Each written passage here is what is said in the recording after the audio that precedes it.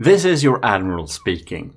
Today we're going to have a little info video thing for all the commissioned officers in the Army of Gmodism and those who might want to become that as well. So you might know that I offer specific downloadable files for all the commissioned officers in the Army of Gmodism. And that is the patrons, by the way, if you missed that.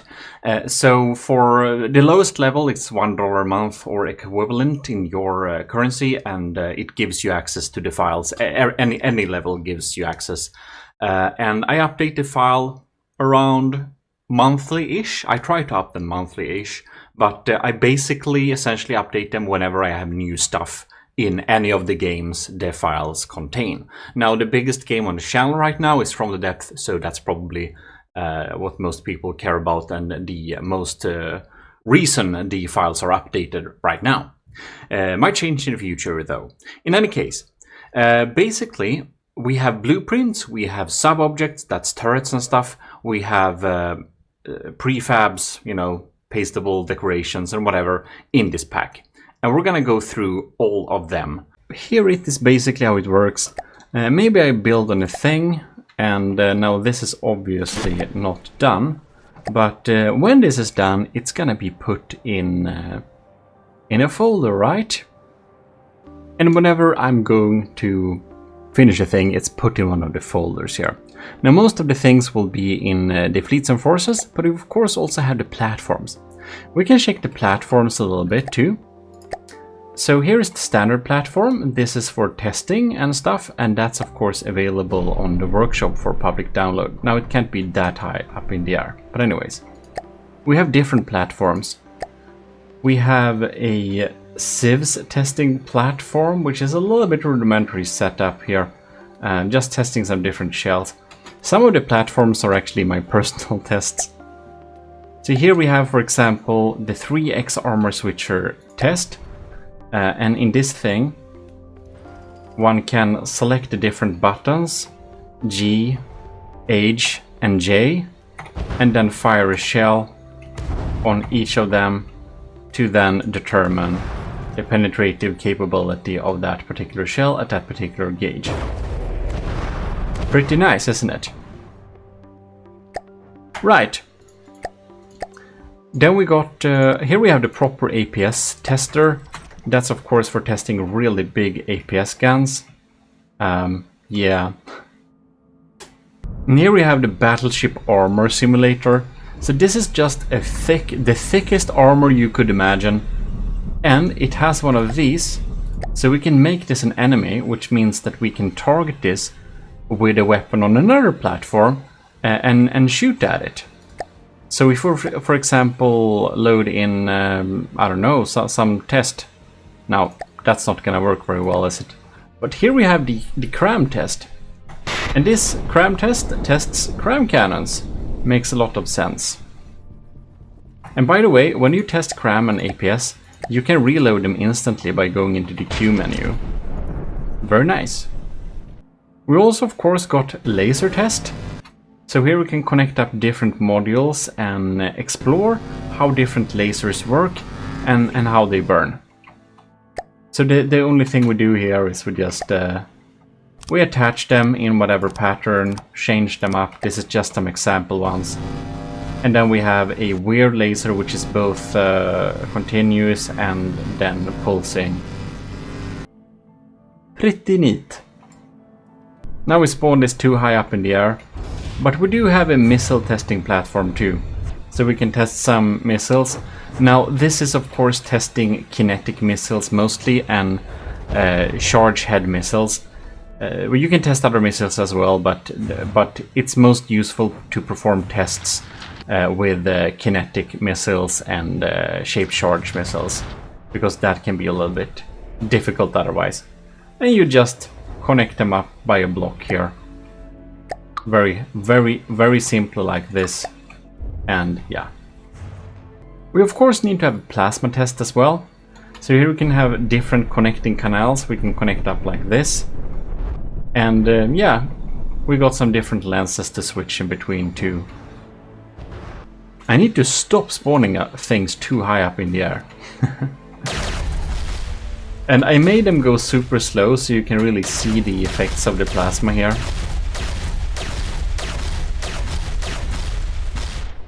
Pretty neat, I think. This is a charge plasma setup. And this is a generator setup. So that's going to be... And you can of course go in here and just check the stats so you can see how much they cost to compare them and stuff. By the way, this weird pattern is like the best pattern for charge plasma. Then we have a turret construction platform. And here we have the different templates, T1, T3. And basically, the space around the thing on the text is how it needs to look. So if you go into sub-objects, you have them here. You can see this, we have the T7, and this have the, like this. So these are the different, like, rings.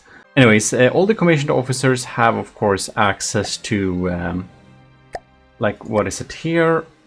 Turret wells. And here we have the different turret wells, like the exterior. So, for example, for T13, here is like the deck portion you'll need to cover around this. But if you build onto this T13, this green line here, this turret will not be too big to clash into the whole of the template. And many of the templates are of course available under sub-objects. You see them here. I'll just made a lot of like deck armor and armor segment and stuff like that, which can be like stackable and stuff. But again, the templates we'll look at in another video.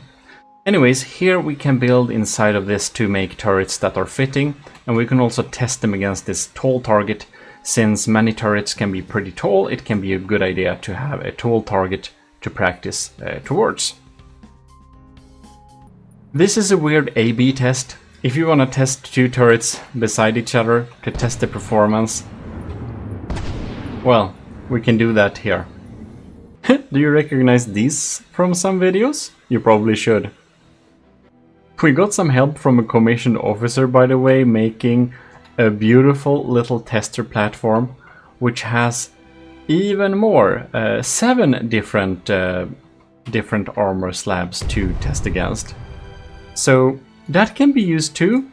Very nice indeed. Thanks for that addition. By the way, I click T to fire from all of the platforms. I think it says in the setting on the original platform, anyways, near the...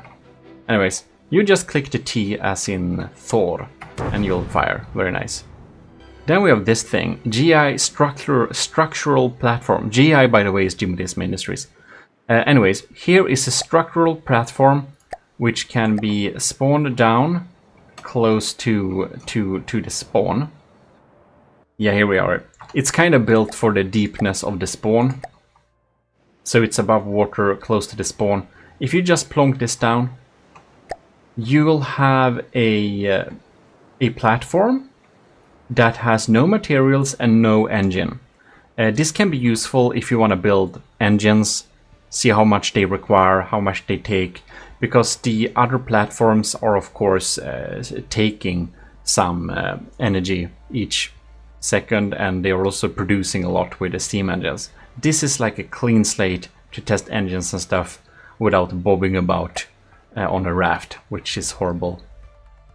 And we're adding new platforms whenever they come up, of course. Anyways, most of the things are in Army of Gmodism, Fleets and Forces.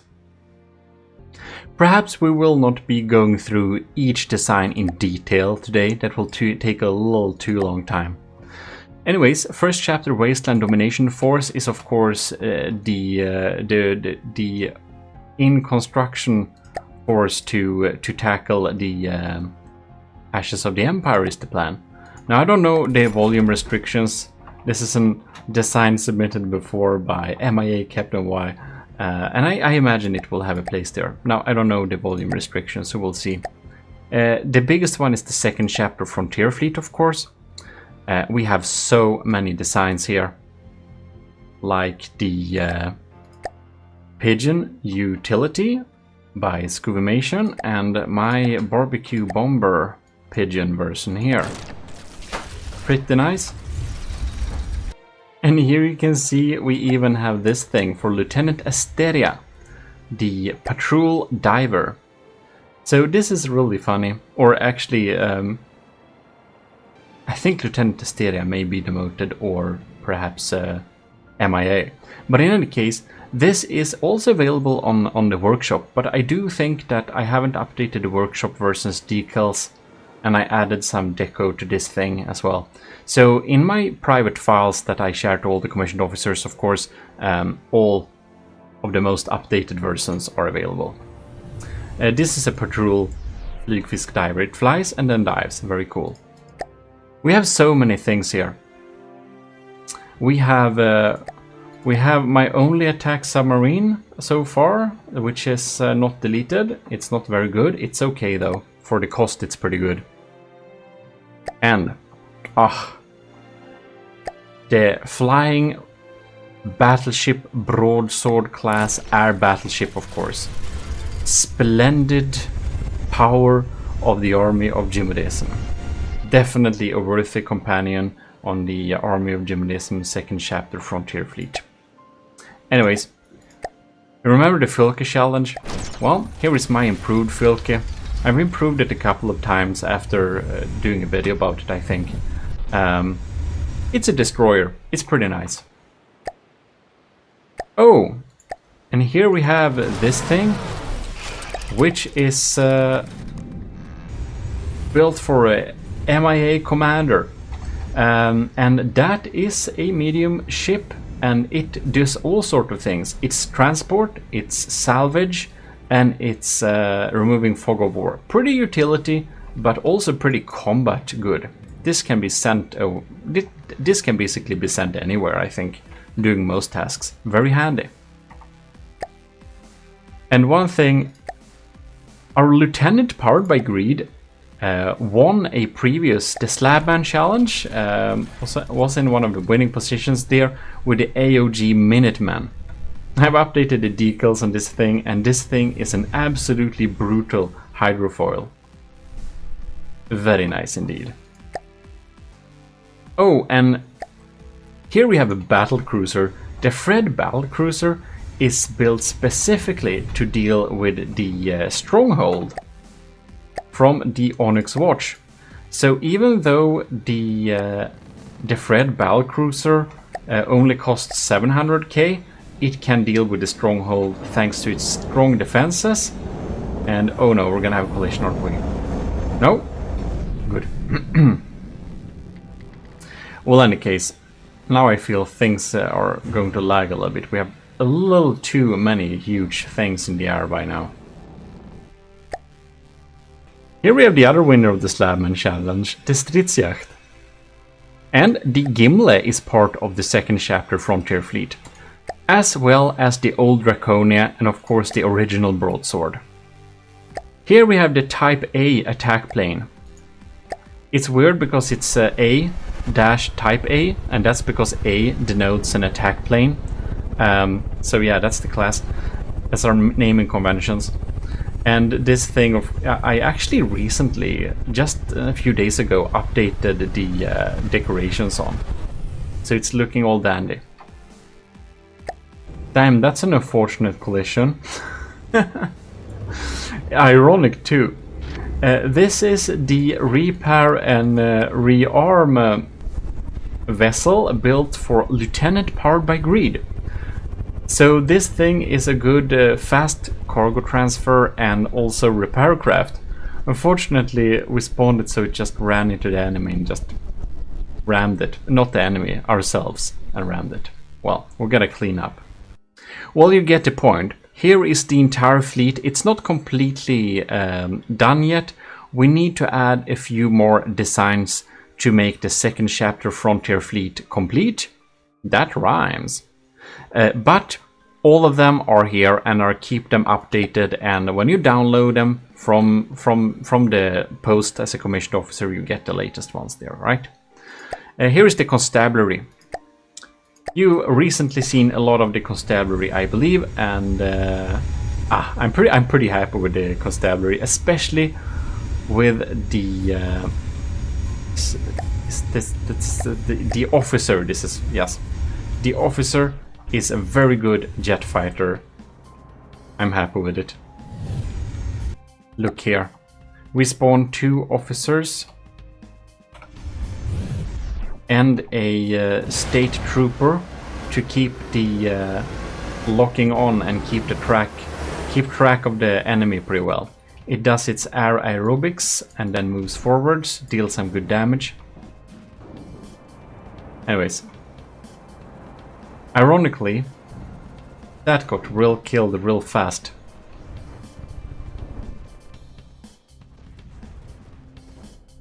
That went so fast. I do suspect they might have collided with each other. Anyways, I repaired this thing. Yeah, I mean, it's the best fighter I made, but maybe it's. I actually do think the officers collided with each other. Probably, I don't know. They should have detection avoidance. Maybe they just got an unlucky shot. I do think they're pretty weak against flak too. Spawned I spawned a bunch of targets here. Now the Geiger has gotten a lot stronger, by the way, since it has upgraded its simple weapons to APS cannons. Anyways, here is the entire constabulary, the Bal Cruiser, Deputy Sheriff. We have the Sheriff, we have the Officer, we have the State Trooper, and we have the Sheriff with all of the smaller items above. To be specific, 4 jet fighters and 1 observer. So that is the constabulary. Now, the Holy Metropolis Protector Fleet.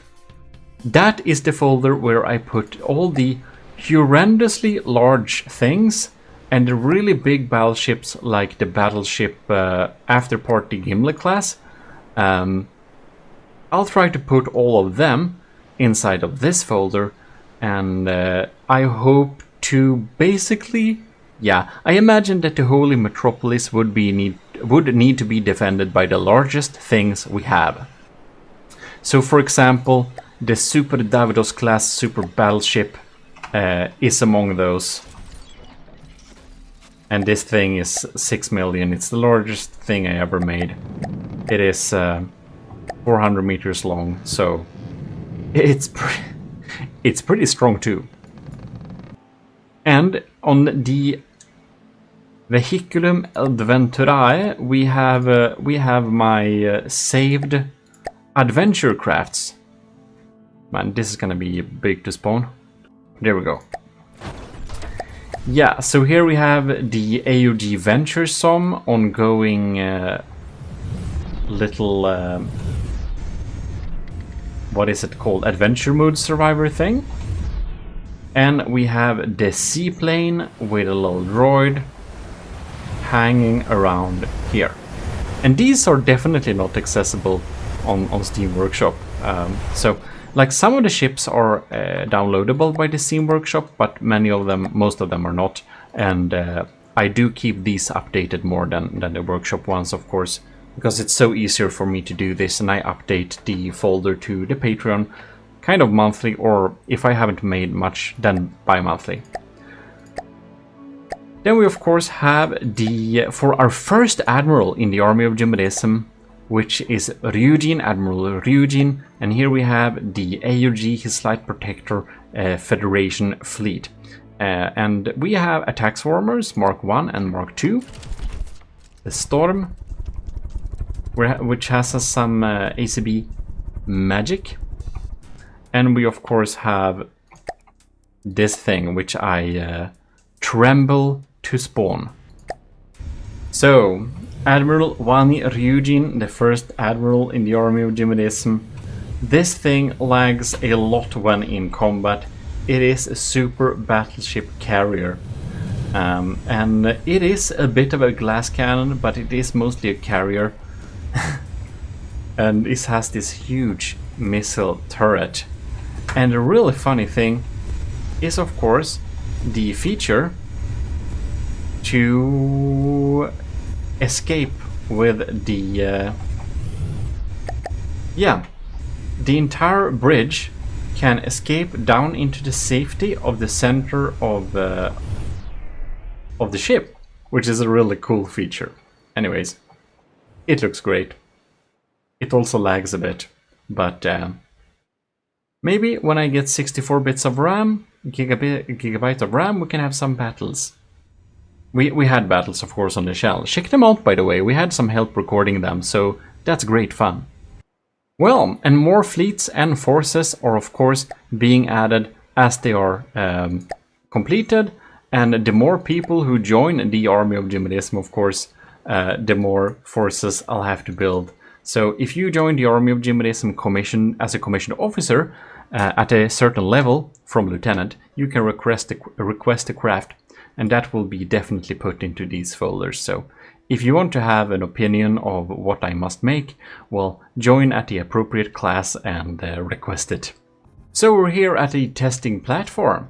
We have APS turrets, we have sieves and anti-munition systems, we have cram turrets, we have decoration, we have flamer turrets, we have laser turrets, we have missile turrets, we have pack, plasma, propulsion, simple turrets, tracking and detection. So let's start from the bottom. Tracking and detection. I got some different tracking and detection towers, like this thing here, the mini thing there, we have the ballistic tracker here, and we have the lightweight tracker there. So basically they're set up with different aspects in mind. We'll need one of these, what are they called? They're called coincidence rangefinders, right? They're really good for ballistic tracking. So if you want to have accurate cram cannons, you need some ballistic tracker, right? We have directional cameras built in, and also gimbal cameras to really give a good accurate bearing and detection. We have different ones in the different units. And this one is, of course, the most decorated one with a I don't know, watching sergeant standing on top of here, looking through the looking glass and helping us detect stuff. This is, by the way, EMP insulated. So if we just look here, this one is a little bit too tiny, can't EMP insulate it. This one is also a little bit hard too. Is this one? No, this is not. This one is, however, EMP insulated, so you can hit this all you want with EMP, and it basically won't take any EMP damage. This one is a pretty redundant thing for EMP. And having a tracker turret, of course, helps a lot with detection, because then the cameras and stuff will be pointed towards the enemy and will almost guarantee that we see the enemy, basically. And then we have some basic simple turrets. They're super basic, but I use them from time to time. The only thing that's, neat is supposedly the settings, not for that one, or the other one. Yeah, we have revolving blast guns here, and there. And when we have a system like this, of course, we have some mimics, but we also set them up so they won't activate for over 400 meters range, because the blast guns won't work very well when shot from far away. And then, yeah, that's basically that. Now, the azipods are pretty neat. I use them for most of my ships here. And you can see that inside of here, the power required to use one of these is listed. So it's pretty handy. We have a really big azipod here. This is the one that's on the Gimli. Or is it this one? I don't remember. Anyways, the azipods are really good at providing maneuverability and propulsion. Here we have some of these that are not steam, and a tiny one for smaller boats. We do have a paddle wheel as well. This is used on the S. Davidos. So that can provide a lot of thrust actually, but of course it requires enormous amounts of engine power if you want to use them spinning fast. Then we also have a vertical azipod. Now that gets stuck here. And that's of course supposed to be used like this. And it can be placed on, let's place it here actually. Well, we'll have to put it one block outward. Oh well, never mind. It doesn't need that.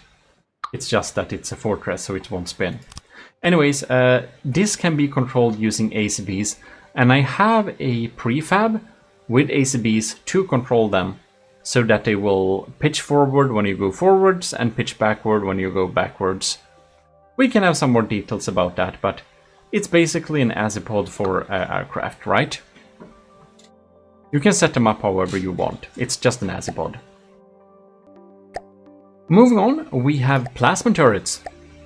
So, we got the Belinus, of course, big one. And we have a Belinus Light, and that's because it's alloy. Has a bit longer rods like that. It's not more accurate or anything like that, it's just to prevent it shooting itself as often. And then we have the plasma scattergun. This is a shotgun plasma. We can actually fire them here. The Belinuses are pretty insane. Now the scattergun, this thing, I don't know if it will fire, but whatever. It is indeed a charge plasma system, as you can see here. So that thing takes like forever to reload, but it also deals a lot of damage, right? Well, moving on, we have another charge plasma system. This is used for the. This is also used on the Sheriff, and this is the bomb. It is bomb but plasma. It fires a huge slug. We can check here. It fires a huge slug of 64 projectiles in a... you might imagine it's a shotgun, right? But it really isn't. It fires one big purple charge that deals enormous damage for the size of this thing. It's super slow reload though, and I filled it with some batteries since we require batteries to fire plasma, right? And it's of course supposed to be mounted on the sides of ships and airships or anything else that needs a broadside. It's a broadside cannon, but it can of course be front mounted. The Dominus X, the plasma scattergun, that's a good name, I forgot that.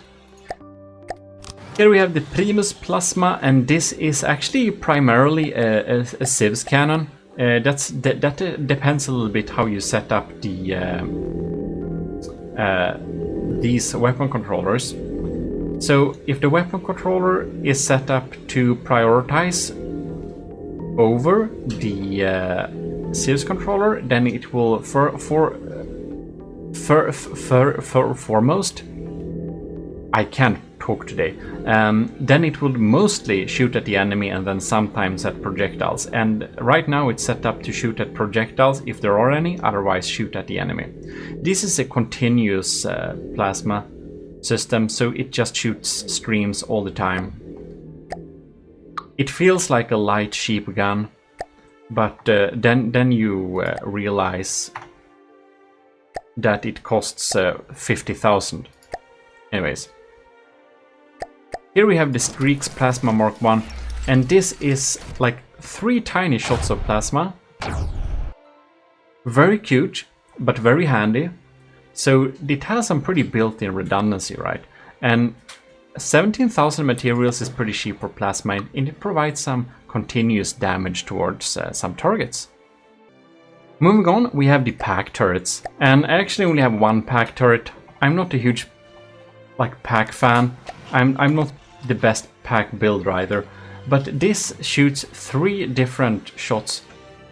They are not synced up because that doesn't work when you copy it over to other things, but you can sync it up afterwards. One is impact, one is piercing, and one is EMP. So of course it's great if I'd imagine that you'll have an impact first and then a piercing and lastly an EMP, but set them up whatever order. Whoa. Wonder what happened there. But this is of course how it should be. Just a nice plasma blast like this. Then we have some crazy missile turrets, actually. We have the mallet deck launcher. We have this thing, which is the over-under pneumatic deck launcher. We have the matchbox anti-air incendiary deck launcher. And there we have two smoke teasers. They're a little bit boring. But anyways, this shoots miniature matchboxes. Like, isn't that so fun? If we just pause it here, you can see they are like they are like matchsticks, but missiles. And they are looking like they're on fire too. And they are of course incendiary, meant to shoot at incoming, yeah. This is a pneumatic system, so this only fires using air pressure. It has no fuel. And it deals kinetic and heat damage. And then we have the... I don't know, did the mullet fire? No, I think the mullet can't fire since it has a closed thing here. But this is like a really big kinetic missile. That deals huge damage. Very fun. Then we have the laser turrets. The laser turrets are not having anything on them really. They are just to be connected up to a bigger laser system. They are of course redundant, EMP insulated. We have the classical version here you see on the Gimle, and then you have an aerodynamic version which you'll see on the Sheriff. So, and they have some specific settings inside of them to help them target the right targets on the LVC, local weapon controller. You can check it out a little bit more in detail if you want to, but it's pretty simple. The thing with laser turrets is of course, well, watch my laser tutorial, but you'll need to direct a beam of laser energy, you know, into it using the laser transceivers. Basically, just under this turret block in the middle, it will go upward like this, and we can connect a laser storage to that beam. Next out, we have our flamer turrets. We have the pretty big bad Icarus system, which is a 3 flame nozzle system. It's really big, does a lot of damage. Then we have something more sensible, like the AA burner, and then the high performance burner class B here, which makes more sense, installed on the Pigeon for example. They all deal a lot of flame damage obviously. But personally, I think the Icarus is very fun, but it's 100k for a flamer, so that's pretty insane. The thing is that this has only fuel, and this has a mix, so it has higher intensity and some oxidizer, which you can't have on a system like this. But this is more bang for the buck if you compare the performance. This is just insane and fun. Then we have some pretty fun stuff. This was actually submitted by Nilden. So Nilden is a matros in the Army of Gmodism. And this is actually an energy generating setup, but it's on a sub-object, so we can have all those beautiful details. And yeah, doesn't it look amazing? It's like gears and stuff spinning around, so it's super advanced. And inspired from that, I wanted to build a V10 engine also on a spin block, of course, to make it have this angle. And this is basically a, well, it's a steam engine. That is a V10. So that's why I wanted to put them in this angle, so we could actually have the V movement going on there. Pretty neat, I think. Brassy and nice. I want to have this on a car or something. It's really fun. You can have energy generation on sub-objects. Now cram turrets I built a lot, so we won't look through all of them in too much detail. But, whoops, we'll have some different ones here on the smaller one. So for example, the lead cast brass one, we have the 1650mm there. We have the Crusher, which is a previous turret for the Gimle. This is real big. It uses hollow point. We have the Detonator Mark II, and the Detonator Mark III, which is going to be put on a future and more updated, upgraded version of the Gimli. We got the Dragon's Claw here. We have so many ones. The Holy Power is the largest one. It's an incendiary cram turret. It's insane. Stealth Dagger you've seen before. It's a little bit stealthy. Many, of course, these you have seen before. We even have a cram mortar here on the gimlets. We have the pipe organ, and we have the Type A's in different configurations here. Different classes and configurations here. So let's see here. This is a little bit more accurate. That's a nice one. That's on the Fylke. Yeah. And we have Gmodism Industries flak cram. This is a new one actually, and it's made to shoot down airplanes. Very nice. Maybe not so new. Maybe it's not new, but we have the Delta Corp Type 9 Airburst AA cram, and this thing shoots a layer of shrapnel in front of the enemy aircrafts. So yeah, it's an airburst cram. I don't see if we'll see it detonate. Probably not. Anyways, it's laser targeted, of course. So a while ago we streamed with Rorsten and this cram cannon, which is called, what is it called? Arkem Quad. I was pretty impressed with this thing when we streamed with Rorsten, so maybe the type of design will get stolen and put on some future Deepwater Guard build. It's pretty nice. It's also flak based. I think it's laser targeted too. Now the civs and anti-munition system, we have a lot of different ones here.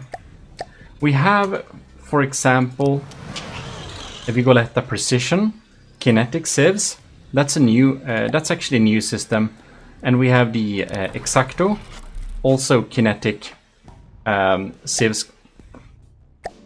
Here we have my older kinetic civs, which is much more expensive, but works pretty well. That's also on the Gimli. Here we have the Type I flak.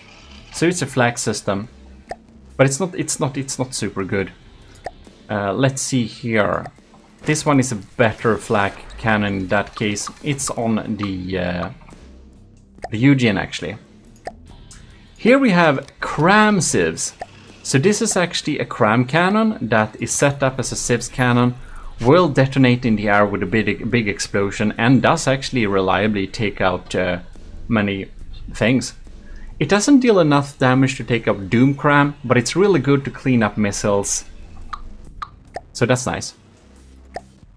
Here we have the Type A's, and these are my very nice little anti-missile and cram turrets. They're pretty accurate, since they aim towards the target. They're really good. Here we have the Orion Combined Speedex. It's very good at shooting incoming crams and missiles. Expensive though. So let's see here. Here we have Type X, and this is a pneumatic civ system, so it only fires using air pressure. Here is a torpedo civs used for, this is of course for underwater use, gonna be placed under ships. Same as the Submarina, but this is instead a kinetic civs system for underwater use. And they are of course having their shells included, so it's gonna be real easy to install them. This is a little bit experimental, but it's a charge laser civs cannon, short range. Should work well in theory, haven't tested it too extensively. The AOG Shred and the AOG Shroud are two pneumatic civs systems. So they are just placing them here in the air and they actually provide really good damage. And the upside with using pneumatic sieves is that the reload time is like cut down to, I think it's only 10 seconds per missile. So we got the shrapnel frag sieves too. This is pretty good, but doesn't hit too reliably. So the shrapnel flak version is much more reliable. But the thing is, when you have a frag sieves, if you hit dead on a target, you can deal more damage than a flak. We did, or rather, not we, Cadet Kovraks did some good testing with that a while ago, so I decided to try and build my own. Here we have a subsurface, another subsurface system to shoot at the incoming things. Crackler APS. This is my only burst flak system. Now burst flak can be very, very powerful, but of course the reload time is very long. This system deals 136,000 damage in one like blast, so that will take out many doom crams. And we got the good old Defender that has a lot of missiles on it. Then we have an extensive amount of different diff sieves systems. You've seen most of them, and neither of these of course have built-in. This is from setup, by the way, as it says the setup's manual. But these of course require us to add an ammo to them. My favorite is probably the Vigoletta Skyfire. It proves to be pretty efficient. The S-Corp Iron is pretty good though for the cost. Yeah, of course, all of them are good-ish because otherwise I wouldn't have them in the folder. Then the only thing that's left is the APS turrets. So same here, we got APS diff guns. Here we can see the one on the Sheriff Deputy. The Octodads, they are pretty crazy. They actually have built-in shells. That's the only diff gun with built-in shells. And they fire 8 shots each, 8 times, what is it? It's like 8 times 5 is the number shot of it has. Here we have the regular one. So they can deal a lot of damage from a very cheap turret, since it's only cost 6 or 9,000, but we get 500mm almost super scary shots. Anyways, we have a broadside cannon here. So we have a diff broadside with three shots. I think it's pretty cool. And we have a single broadside here that's present on the Sheriff. This thing, this diff damage gun, I think looks pretty cool. Yeah, we have many different ones. Check around and find your favorite. You'll see the stats on them. Yeah. I like the Skyfire so much I did a damage diff gun version of it. Oh, and we have smaller ones too. This is like the manual gun, so it's a 67mm diff gun, so it fires like... It looks like a manual gun and it fires every 6 seconds or something, dependent on the shell you put in it. I think it looks nice though. For the APS cannons, you've seen many of them. This is the Arquebalista, which I like a lot, which has like max penetrative capability and a design I'm very happy about. We also have the Bolter, which is huge, expensive systems with a nice sound. We have the Dome, Fang. Fang Shield Killer is fun. It's built to basically help with taking out shields. I wonder, was the horror part of the Draconia? No? Can't remember. It's a pretty sniper one though. Mini Bolter looks the same as the Bolter. Here we have a deck gun. I'm looking forward to use this on the Ashes of the Empire. And even though this is like a tiny deck gun, it actually has ammo built into it.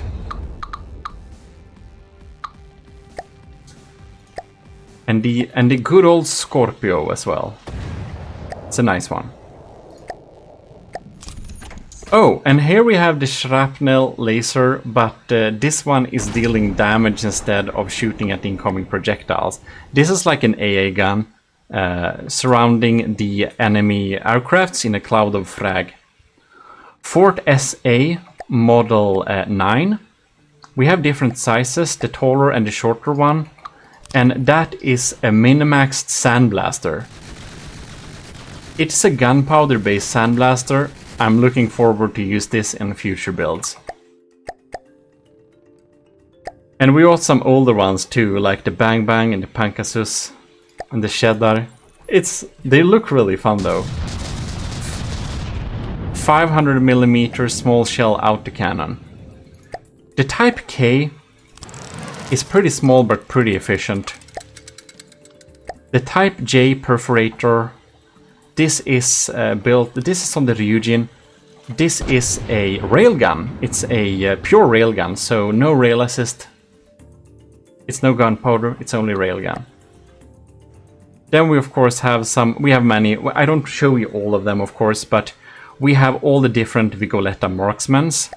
We have the big sniper, and then we have the M5, M6 and M7, and all of these are machine gunny, super accurate, and they essentially use the same shell actually. So they're all basically equally good, they only have different fire rate. Yeah. They're super nice. I think they use the same shell actually, all of them. Oh, and the Hexaburst of course, which is on our hover tank. This thing is a burst gun. It fires 6 like bursts. I got a tutorial too if you want to make burst guns. I don't like them that much, but it's cool to be able to make them. Man, I'm a bit sad that the only time I've been able to use the bolter is on the S. Davidos class. The bolter is so darn expensive, but it's pretty good too, I think. It uses 3 different shells. It's rail assisted, it's definitely a personal favorite. Well, anyways, that is indeed all of the sub-objects, I believe. I haven't showed you all of them in detail, of course. You'll have to explore some yourself there. Hope you enjoyed looking at them, though. And remember, if you download the files, if you're asked to overwrite the previous versions of the turrets, unless you change them yourself, you should, because sometimes I put an update to a turret and then upload it to the file. So even though you may have it, there may be a better version in the new updated version of the files if you have already downloaded the files once. Alright, so prefabs for the commissioned officers in the Army of Gmodism downloadable thing. Continuously updated as well, so when you download the prefabs, there is a possibility I updated a prefab, so when you download the updated files, since I do update them monthly or bi-monthly, you'll get a notification. I usually talk about that in the hashtag Army of Gmodism Army of Gmodism Officers board in the Discord, and there is of course Patreon too. Anyways, we will be looking at the prefabs, and we got different ones here. So we got some AI prefabs. So here we have my older setup of AI cores, which is small, medium, and large basically. So they have different things built into them. You can see here that we have things that turn on and off the shield projectors automatically. You can see that the smallest AI core, you're supposed to only connect things with the rubber here, because that is of course making this AI core EMP insulated, right? So you can see here the MQL. The M is the main, like main guns or main control. And the Q is for quick guns, quick weapons. It's an extra computer then. And the L is another core there. And they're set up with different targeting practices, right? Anyways, AI, AMS, anti-missile system included, 4 repair bots, 4 RB, 1 RB, 1 repair bot. W missile, that means we have remote control missile too. So that's nice. Then we have some stuff here. We have some newer ones which I'm using nowadays more. And here we have the Orion Core AI Primary. Here we have primary secondary, so it's a little bit easier to understand. We have anti-missile system 2 repair bot and PSDSS, that is powered decoys and shields on and off. And that's the A. We have the B here, primary secondary. I'm gonna show you a pretty neat feature with these prefabs. And the C class, which is of course bigger. The larger they are, the more repair bots do they have also. And RPA-AC, that stands for Roll, Pitch, Altitude, Auto Control. So we have some general PIDs in there. And the cool thing is that it is EMP insulated, but we use triangles, so we can actually look a little bit more easily inside the AI core when we need to fix stuff. And the larger they are, the more control they also have for the more general processing units they have. So here we have decoys, and here we have shield switches. And here we of course need to set manually the roll and pitch. And for the altitude, we need to set what altitude we want. If it's an airship, or just remove this block, we can also do that. And here you can see we have this thing. This is the secondary command. And if we look at the corner here, we also got some wireless snoopers, which is nice. Here is the mainframe with inter-vehicle transmitter, so that's usually something we have. And of course the target prioritization, and dependent on how it's set up, it's supposed to target different things. So the main block, of course, the main AI will target the largest enemy, and the quick one will target the closest and quickest. Here we have the missile controller set to channel 9. On channel 9, all of my prefabs are set up to deal with remote anti-missile missiles. So all AMM systems is on channel 9. And if there is a built-in missile controller, then that's on channel 1. This AI core doesn't have it though. But the civs controller is of course connected up to the missile controller, which is connected up so that you can have civs stuff. Anyways, and the smaller ones are basically just smaller versions of that with not as many cores. And this one is the most rudimentary one. They all have the smart switch, however, so that's handy. I like these new cores a lot more than the old ones. Yeah, makes sense. And they of course also have some EMP, they have some surge protectors built in there somewhere. I do think they have that somewhere. Maybe. I think they do. Let's do like this. Yeah, exactly. Touching the heavy armor on the corners, we have surge protectors. And there is more, but wait, there is more. Anyways, here we have the Orion Core Remote Missile Computer Processing Core. So basically, when you want to have remote controlled missiles, you also want to have general purpose processing power to even control them. This is a channel 1 missile core. So this is just, you can see here on channel 1, you just add missiles, and they are of course made to be remote controlled. Because that makes sense. If you don't have that, they will of course add to the general processing power of the main computer. Here we have the AI extra targeter. So if you just want an extra targeter, we have this Orion Core, EMP insulated and all, providing you with an extra targeting computer. And it's of course a good idea to spread out your AIs. So if you take a look at the Sheriff, for example, we have many AIs and they're not close to each other because we want to spread out the damage. Right. Then we have this funny thing.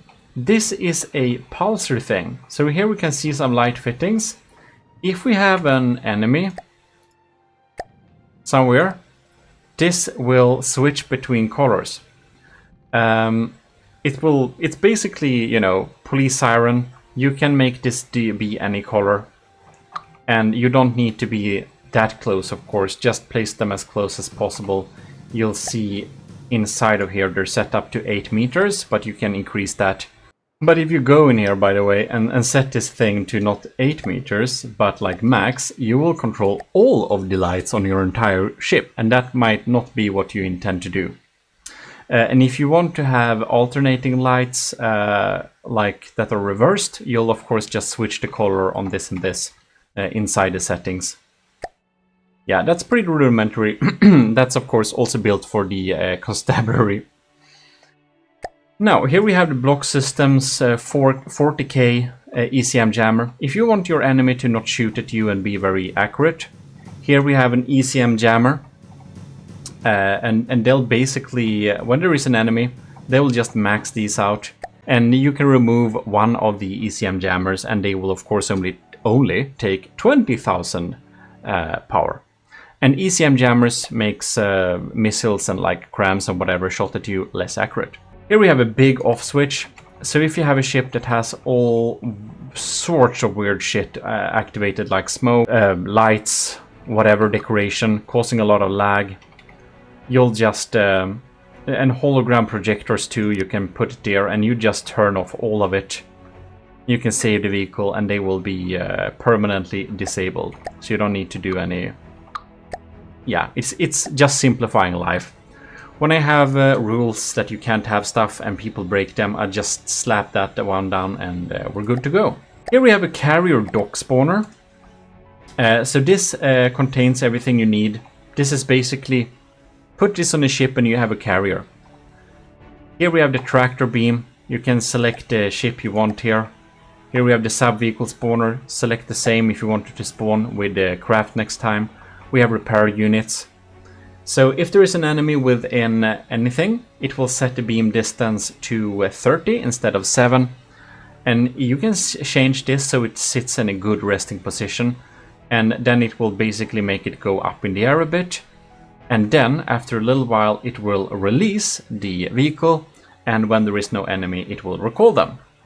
And it's of course EMP insulated too. Very handy.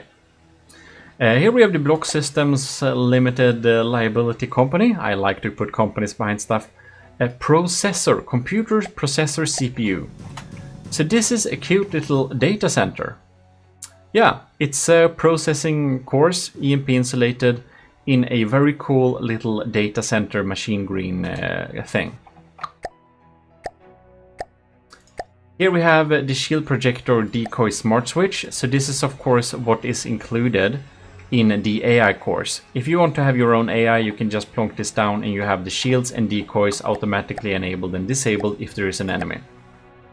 Here we have the other thing included, roll pitch altitude, auto control. Using this with PIDs is a good idea because if you do that, you can control the ship manually without it falling out of the sky, without messing out the roll, without messing out pitch. This is like a must-have if you want to control an airplane by yourself. Here we have, otherwise it will be like a bad World War I type of experience where if you don't hold dearly onto the joystick, you'll crash and burn instantly. Anyways, here we have a thruster jaw director. So if we have a thruster, like a thruster, right? It can be directed, dependent on inputs. Now this is a fortress, so I bet it won't work, but it sets jaw of this thing by 15 degrees and helps you turn. This is something that everything in the constabulary actually uses. That's what makes the thrusters tilt in different directions whenever they get a jaw command. Very handy. And here we have the Gmodism Industries Azipods controller propulsion jaw thing.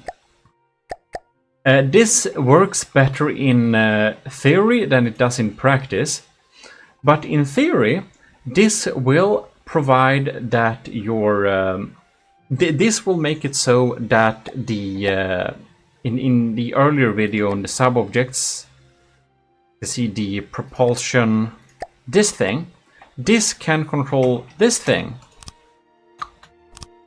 And even if they are on each side.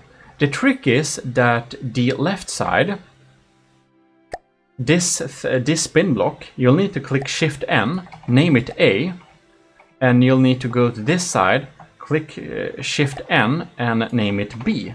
So right side is B, left side is A, and then it should tilt them forwards when you're going forwards, tilt them backwards, and when you're going backwards, tilt half of them, tilt like the, let's see here, the left ones are tilted so your propulsion is forward, and the right ones are anyways, tank steering. They're like opposite directions to turn. However, they have a weird thing where they have a hierarchy. So to make it work properly, you'll have to basically choose if you want going forwards and backwards is more important or doing jaw is more important. If jaw is more important, set these priorities to higher. And if going forwards and backwards is more important, then you'll need to set these priorities, the gray ones, to max. Yeah. Hope it helps someone. I should learn breadboard, I know, but this works pretty well for the pigeon. I'll give you that. Which you saw in the first video in this little micro series, or the second one, where we looked at all the blueprints. Yeah, this is the AI systems anyways. The following folders are not as large. We have ammunition. This is a stackable type of barrel. It contains ammunition. However, this is not full heavy armor blocks, it's half heavy armor.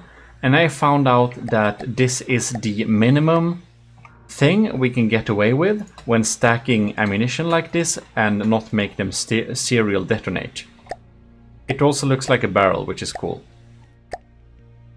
Then we have diff gun flak shell. So if you have diff systems and you don't know how to set up a diff shell, or you're just lazy like me, here we have it.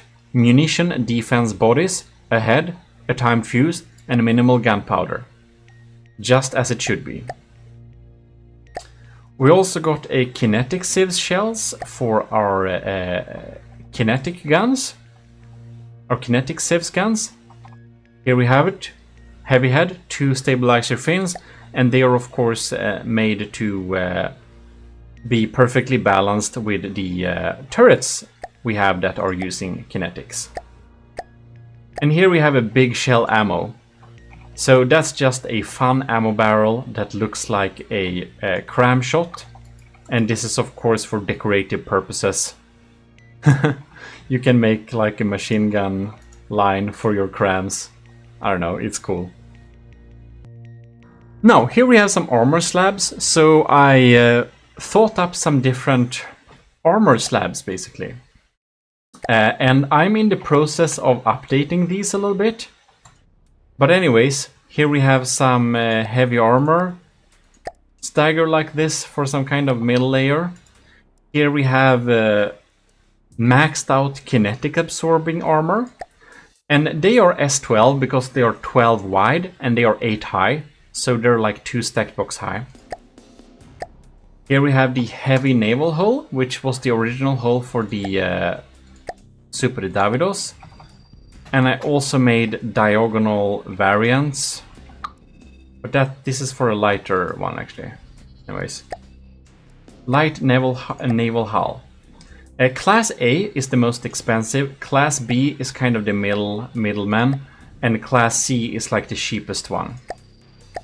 So here we can see we have like minimal air gap hull. You can get a pretty decent armor like this, just plonking it down. And I'm about to update them or add new variants, so keep that in mind. Here we have naval hull armor, Class B. This is the original armor for the Gimli actually. So yeah, people think this was thin, but you know, this is pretty good too. We have an integrated spall liner here with a thinner armor type.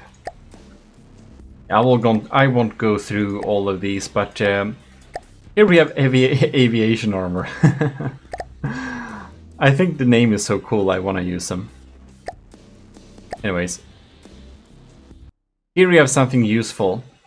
Diagonal staggered era armor. Back staggered era. So that you can easily just have this under the first layer of armor and you'll negate incoming... you'll negate incoming HESH and heat shells a bit. And AP heat. And sap heat. Here we have a funny diamond coat that is basically a nice way to deal with high armor piercing but low damage shell and also redirect stuff. This is also for redirecting HESH shells to be specific. So this is just a studded wooden board. You can plonk it on top of your flat armor and you'll redirect some HESH shells. This is the only new armor slab. This is the ultimate HP sponge. So the thing hits the metal here, so it got some armor debuff, whatever. Then we have wood and stone. So we have some float, and we most importantly have sheep health points. This armor slab is only meant to be internal armor, and it's a HP sponge, so it's not supposed to be on the surface. It has no air gap, right? Next out, we have cram systems. Now, we do have some pretty funny cram systems that may not be too much up to date because they are not 3D crams, but this is basically a cram broadside cannon. The broadsword uses these. Now, the ones that are really cool are the stackable ones because they take inspiration, they take energy of each other, they take packing, you know. So if you stack a line of them like this, they'll be more powerful together because they get connections from each other. And we have this one is stackable too here. Yeah, stackable broadside cram cannons, if you ever wanted that. Here we have flat tetris. This is like 3D tetris, 3 blocks high. So if you want to have broadside cannons with a decently more efficient tetris, well, here you got that. Now here we go with our other tetris. So basically the furthest down layer should be the top layer here, and then you'll just add on top of them like this. And the funny thing, you can see this green pattern here. That tells you how many barrels you can have at max. Now they won't be equally balanced, but they don't have to be. So how it works here, this is a D11, so the diameter is turret 11. So yeah, the standard turret widths. And they have up to 5 barrel support, and you can connect them up together. Here we have a D13 with multi-barrel support as well. I didn't bother to count them for some reason. And here we have D15 7 barrel. Here we have D5 only 1 barrel support. So you'll connect them all together. Yeah, and of course 3D Tetris is much more efficient. We have different D5s. If you want a 4 barrel, you can just check the stats, which is best for your project.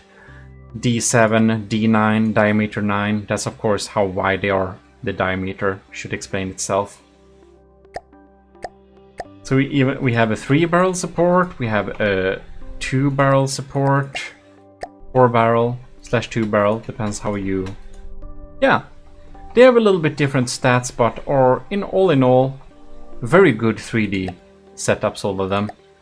And one of my favorite for smaller cram turrets, this is a stackable 3D cram that's only 3x3. Of course, it's gonna be less efficient at these sizes, but it's as good as it gets. And of course, here we have the T17. So we have the different layers here. Now the layer A, this is the good stuff. The layer C, that's like the sheep stuff. This is the connection layer. And then you're supposed to have a B. No, you're supposed to have... No, wait. I think... Yeah, you're not supposed to have that. Never mind. You're supposed to have the layer A, and then the B, and then the A, and the B, and the A, and the B, and top off with the C. That's how it's supposed to work. Very redundant, very sturdy T-17 turret design, if you wanted that. And I do believe that's probably the tetris. That is the tetris used on my largest cram turrets. So it's pretty nice. Oh, we even have a budget mortar system here, isn't that fun? So if you want to plonk down a cheap mortar, it's better on spin blocks, but this works. It's only Draconia, I think. Anyways, moving on, we have decks and detections. This is not the best, it's just I wanted to make some decks. So yeah, this is actually on the Adventure Seaplane. Here we have the Lavish Cabin. This is on the Super Davidos. It looks like a train cabin. Well, and here we have the EMP resistant detection tower. So if you want to have a nice big piece of superstructure, you can just plonk this on top, and this has detection inside of it, and it's also EMP insulated. Isn't that quite nice? It is. Then we have decoration. We have so much here in the decoration, I won't go into all of it on details. We have stuff like my chandeliers for the gimlet. We have stuff like black text for slope. So if you got the slope, you'll just put this on the slope here, and you'll have the black text perfectly matched. We have logo with the Imgur links for slopes here. You don't need to set them up every time. And you can switch the pictures with whatever you want. So this is on surface sticker, which means that it goes on the outside of stuff. You just put it on the outside, it's hidden, but it's perfectly aligned. And you can swap the images with whatever you want to if you don't want the AOG stuff. Black text on flat surface. Then we have Setup made some really cool designs for the Stridsjacht, and I asked him to steal those. So here we have the share. Yeah, approved. The share, everything made by Setup is of course called Setup Design. We got a drawer. We got a drink on a table. Isn't that so cool? A little Rambot drink, like of oil with a tiny little bit of Q switch on there. We have the Army of Gmodism gemstone shield. Yeah, we have so many things. Gold text, gold logo. And this is like ultra nice interiors. Here we have this Setup's pool table.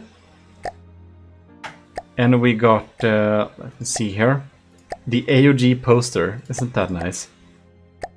So on the wall, we can plonk this down, and you'll have all the ranks in the Army of Gmodism here on a poster. Very nice. Ah, this shelf is beautiful. Also by Setup, and the sunbed. Here I have today's lunch, which is a proud design of mine. Eating with wooden logs. Rambot food. You need to eat your fibrous scaffolding or your body will collapse.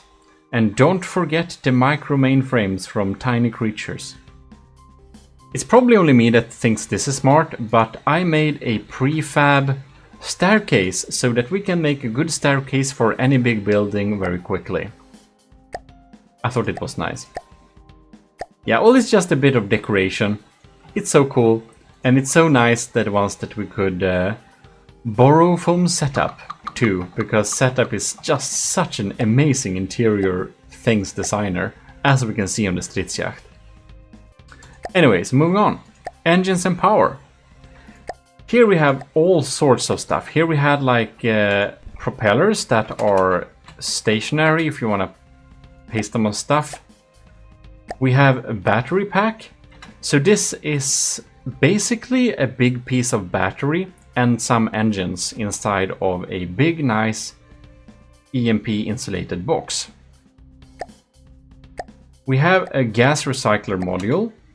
So this thing can actually be connected up on the green port, and in the red port it will output the gases again. So if you have gases on your engines, you put them into this green pipe, and then they will be reused by this engine, and your entire build will be much more efficient. Very handy, the gas recycler. We have the Slim Jim Eco Plus, which is super handy because it doesn't require an exhaust and can be put in random spaces. It's still decently efficient, and it provides 1000 power. Here we have the trash bin gas recycler, and that's the same as the previous one, but it's a double setup, so for larger builds. The El Variable mini engine uses 3 different engines with different priorities in a setup like this. It's kind of small, but you know, 1000 power in that space is pretty good. We have a 3-stage fuel engine here, which been around for a while, but it's still pretty good. It's so asymmetrical, I'm owing myself how I made this work. But it does work. And this is the better 3-stage engine. I like this one. If you want to be really stylish, we have 9000 power per material in this super nice little shell. This, my ladies and gentlemen, is the 2 SI 3000 Echo Army of Gmodism engine unit. Very nice indeed. We have a similar thing, the 8000 power lightweight power jet engine for all your aircraft needs, not underwater. This thing doesn't provide any thrust, it only provides engine power. To a in a very nice package. The Power Flower injector engine is pretty insane, but pretty good. And the power rod, it's the same thing, but gigantuous basically. It has 12,000 power, so this will solve all your power needs. The Snålis fuel engine is, as the name would suggest, very power efficient and probably not worth your time. But it's, you know, for things that will sit and chill for a long time. People seem to love this one. This is the steamed pork. It's a nice little slab providing a lot of power actually. 23,000 power to be exact. Here we have a structural generator. It provides power, but it's mostly here to look pretty cool. It's like a little, you know, mobile energy station. Now, we have some different big S-Corp main engines. So the main engines are kind of powerful, but you can see the 1K power is of course very small. The Type 0 is, as you can see, using big stuff here. Yeah, it's very nice.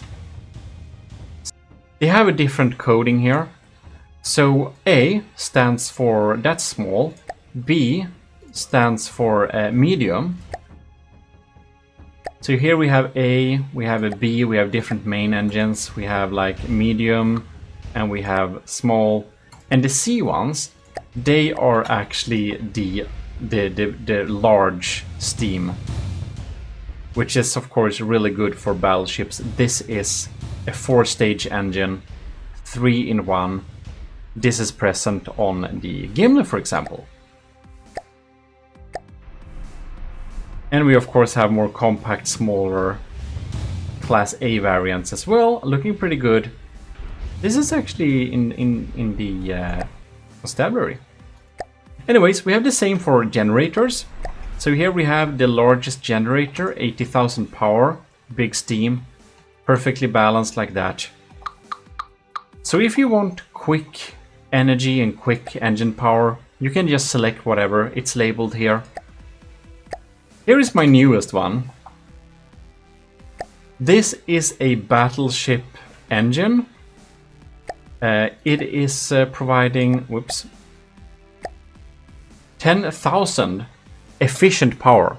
So if your ship or airship or whatever costs 10,000 to keep alive, then this is perfect. And it can go up to 22,000 power if it needs to. But it can run at 10,000. It can provide 10,000 engine power in a pretty darn efficient way. And of course this one has an exhaust, and I made it directional so that you can, like inside of here, turn this whatever up if you want it to go up or forwards or whatever, down. Yeah, very handy. So this is my newest multi-stage engine, and I'll tell you, this was absolutely hell to set up. It's a 3-stage engine. There is a big portion of super efficient engine, which is here, and that exhaust goes to this engine that's using cylinder and carburetor turbochargers. And if that is not enough, it uses injector engines to refill. Here you can see the injector engine in the middle there. And that injector engine feeds the turbo. Yeah, also. It's a mess. And all of it is also getting recycled here in the gas recycler here in the end. So it's actually technically a 6-stage engine, I think. No. This is a 6... Yeah, I don't know. It's 4 stages in total. It's crazy. But it's good. It's crazy good. I don't know. For a fuel engine, it's the best I could do. Then we have the lasers. So we have lamp nodes, for example, set up in the right way and whatever. We have... This is the important bit. We have the laser controller core. So the laser controller core will be connected up to anything here. And if you go inside of here, everything that needs to be EMP insulated in my laser system is, and everything that doesn't have to be isn't. So here we can see we have the right settings set up here, so it's like a no-brainer. Just plonk it down, you have the laser core here. The yellow ports give you the connections. And here we have the Lazarus Inc. The Lazarus Inc. is like the system here. 100,000 capacity, 2,000 power, 5,000 power pump. We have some different ones here. The armored ones are, as said, EMP insulated. And you'll need to connect them up to their ports. Like that. And you'll be given energy. And if you go in here, you can see it's set up in this way. Pretty close range, pretty standard, good lamp setup. Now, there are different Lazarus blocks here. We don't need to go to them in detail. But in the system, I also provide some armored connections. So for example, if I want to connect here, I can just quickly set up a connection, you know, pretty easily. With the different 2-3-way L connectors. Now, we also have some other stuff, like a big integrated box. This is a pretty big scary laser. I don't really recommend it having it like this, but it is EMP insulated. And if you want to have a really big laser in a simple way, that's the way to go. We also have pulse lasers and also unarmored components. So all are not armored. So a pulse laser, of course, is set up in a way to work with a pulse system. It has a Q switch as well. So that I usually prefer Q0 lasers, but some people like to have, I don't know, Q4, Q2, Q whatever. And there we have the pulsars, right? Well, it's basically a nice little setup of different types of lasers. And the black sheep here is of course the this thing, which is the same thing, but it's not the Lazarus system, but it is actually a weapon. It's seriously a broadside cannon. This is actually the thing that's installed on the sheriff. Pretty simple, but effective. Anyways, moving on, we have mannequins. We have shilling. We have like mannequins doing different things, made to stand on different ways. Here's the shilling on the railing. This one I lended from Scovimation, who built an updated version of the pigeon. So he had some super funny. This one, the Deep Thinker, I had to steal it basically. And then we have what is it? I need to see it. Sleeping. No, that's I made that one. Yeah, Sneaky Surfer. This is my favorite. So it has to be in the right direction though. Like, no. Okay. Well, whatever. Now it works. Okay. It's someone sitting and surfing with their phone. It's so nice. And I made most of them, of course. Taking cover because it's loud and just simplifying stuff. And oh, this one is also Scovimation's. A cadet checking their time. Isn't that nice? So, yeah. That's very nice. Binoculars, user, all of stuff. Anyways, mannequins, if you want that, some AOG navy blue ones. Then we have missile systems. So here we have all-in-one 16 munition packs. So this is of course super quick anti-missile missiles integrated into one system. We have for Captain Scoobrooks, the former captain who is now an admiral, a big vertical launch missile system, all integrated and EMP insulated. We also have some anti-torpedo systems to be mounted under your hulls. And I even have a amphibious system. So these work both under and over water, targeting missiles and torpedoes. We also got some super quick armored and EMP insulated VLMs. And these are of course very good at shooting at incoming cram shells also. They have been super tweaked to have ultimate performance. So I'm pretty happy with the Ultra 21s. VLM we also have in an EMP insulated Sipney if you just want that. And you can make them how large you want to as well. Very nice. That's gonna be expensive. You can see it costs like 21,000 materials too. Here we have the Daruta KK AOG Metropolis class huge vertical launch missile system. I haven't used this yet, but this is a huge missile that is very dangerous, a vertical launch that we're gonna use for some capital ships in the future. I think that one is set up to be incendiary. The good old needles. That's like Draconia era. And this one is super good for two super tiny builds. We have the Type A little,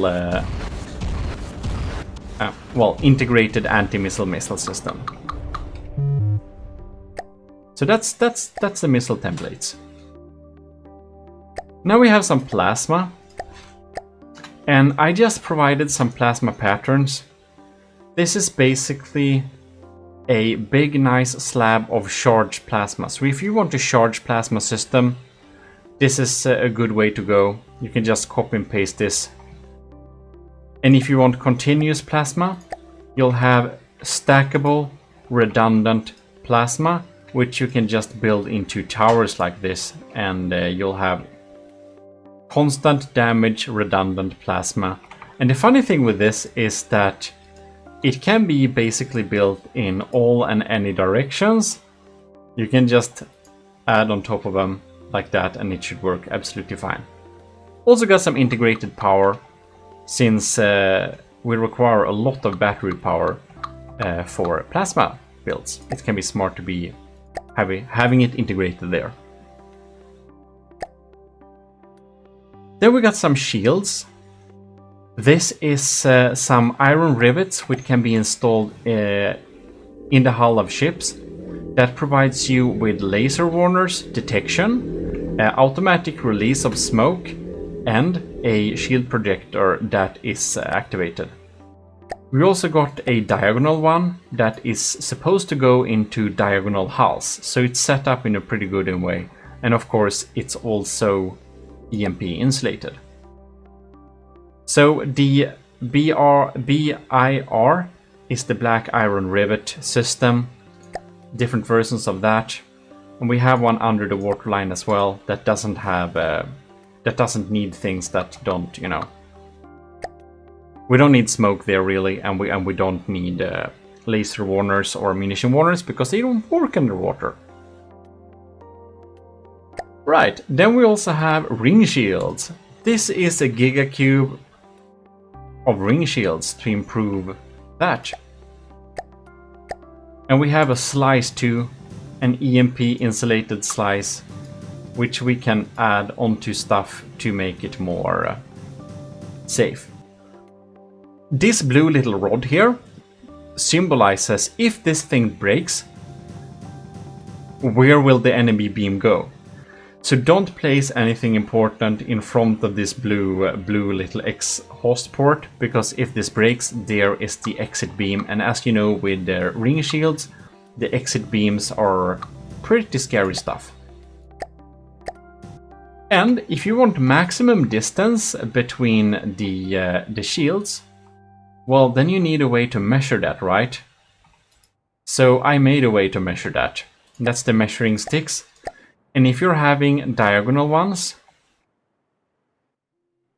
well, you can see this little thing that here is where the shield projector goes. That means that the next shield projector goes here.